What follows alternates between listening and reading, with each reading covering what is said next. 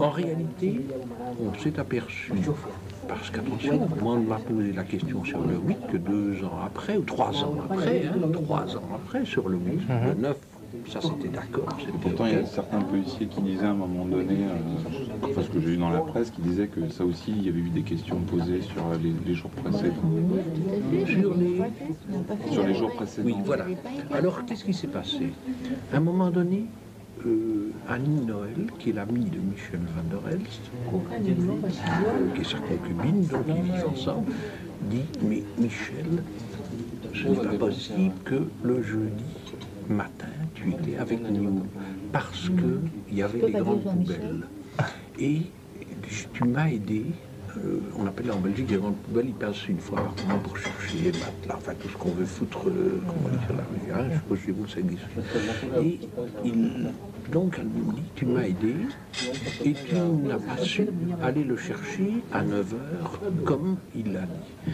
Et alors, je me retrouve devant la police judiciaire.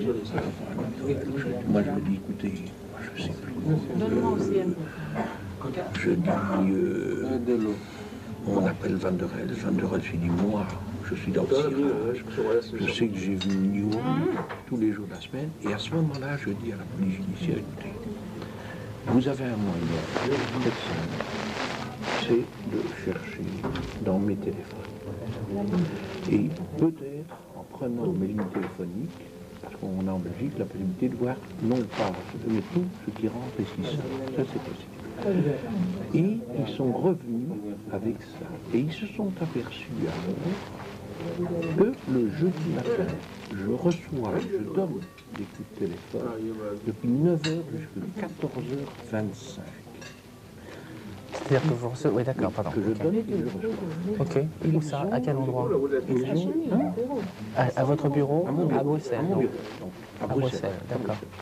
Ils ont questionné toutes les personnes, ceux qui ont téléphoné et ceux à qui j'ai téléphoné.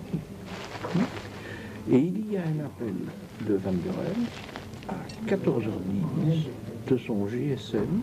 Et le GSM, il savent voir que ça départ par de l'antenne d'Uccle. Donc c'est-à-dire qu'il téléphone de Bruxelles. Et il me téléphone. Et à 14h25... Vous téléphonez sur un GSM ou sur un... il m'appelle sur un GSM à mon téléphone bureau. Et il me dit, j'arrive, je viens te chercher. Et à 14h25, je mets le service confort. C'est-à-dire le service confort, c'est un service qu'on a en Belgique, où quand on n'est pas là, je mettais mon ex-femme, Annie Bouti, avocate, habitée dessus, et quand je partais, je mettais, je fais un numéro, un code, et la ligne passe automatiquement. C'est ce qu'on appelle un service confort. Mais ce service confort est visible dans les judiciaires, là. Et je remets en retour le service confort à 17h30. Donc, ce qui veut dire que... Oui, qu'est-ce qu'on a dit, Fred? Je ne sais plus. Un Clos Vougeot. Non, c'est pas ça. Un Clos du Roi, pardon. Et une grande bouteille d'eau, si vous avez. Pétillante. C'est bien, oui, c'est vrai.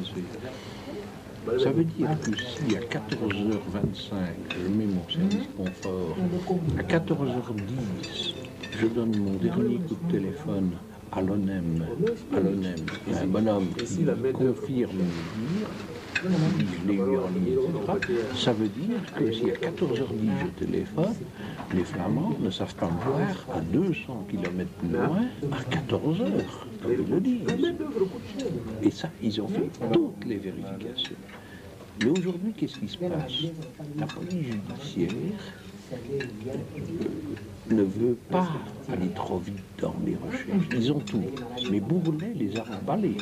Ils sont arrivés chez Bourlet, ça a été un Gaulle, vous l'avez peut-être dit, avec, on va dire, voilà, M. Gaulle était à Bruxelles, on a fait tout. Bourlet les a jetés à la porte. Il a dit, vous commencez. Non, c'est ça. Hein, il vous l'a dit sûrement. Hein, oui, il a bien d'un coup. Il est mort, le mec. Enfin, moralement, quoi. Il a une gifle morale. Hein. Alors, oui, mais ce qui est emmerdant, quand même, c'est ces histoires des Flamands, quoi. Oui, mais non, c'est pas ça. Alors on s'est aperçu. Moi, j'ai dit une chose. Qui est derrière? Il doit y avoir quelqu'un derrière. Moi, j'ai dit une chose dans ma déclaration. J'ai dit, vous m'avez posé la question 3 ans après. Je vous ai donné tous les éléments. Entre autres, un élément important pour le 8, c'est qu'à 17h30, je vous ai dit 15h, 17h30, Michel Van der Elst me dépose devant chez moi et je lui dis, monte boire un verre. Et il me dit non, parce que je vais voir mon père à l'hôpital. Et Annie Noël dit oui. On est allé voir son père le jeudi à l'hôpital, c'est le seul jour où on est allé.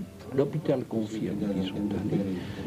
Le médecin confirme, Michel Van der Elst confirme, lui, en ne sachant pas trop, hein, mais tout le monde dit, oui, c'est le jeudi qu'ils sont allés à l'hôpital. Et donc, il m'a déposé à 17h30, mais quoi qu'il en soit, même si j'avais passé la nuit avec lui, à 14h, je ne savais pas être à Neuchâtel. Parce que mon dernier coup de téléphone date de 14h10 à l'ONEM.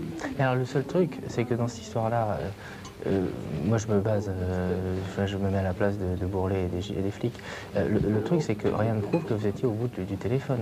Si, parce qu'ils sont allés questionner les gens. Et ils ont dit, oui, c'est M. Nioul que nous avons eu dans tel dossier. Moi, j'étais expert en bâtiment et j'étais expert judiciaire. C'est-à-dire qu'ils se souviennent 3 ans plus tard qu'ils ont eu M. Nioul? Oui, parce que j'ai des lettres de confirmation que je vous donnerai demain. La lettre de confirmation que j'ai fait le lendemain pour le dossier pour lequel j'avais téléphoné la veille à l'ONEM. Donc, j'ai moi tout, il y a des dossiers qui existent. Moi, je vais travailler sur le dossier. Bertrie, il n'y a jamais mis les pieds comme moi non plus. On ne connaît pas du tout. À Bertrie, j'ai jamais mis les pieds. Alors, Jamais. que- De ma vie, jamais. Or,